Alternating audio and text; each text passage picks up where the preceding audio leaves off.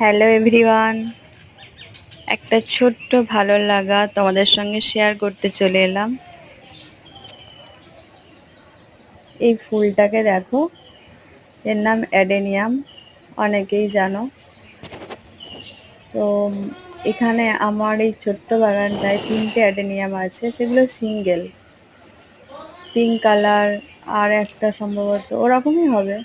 আর এই ফুলটা একটু আলাদা, এটা ডাবল। আর কালারটা খুব সুন্দর, পিঙ্ক হোয়াইটের কম্বিনেশন। তো আজকে দুটো ফুল একসাথে ফুটেছে, তাই আমার এত ভালো লাগলো। আর তোমাদের সঙ্গে তো সবই শেয়ার করি, তাই এটাকেও শেয়ার করলাম। দেখো, এই একটা গাছ, এটাতে এখনো ফুল ফোটেনি, এর গোড়াটা দেখো।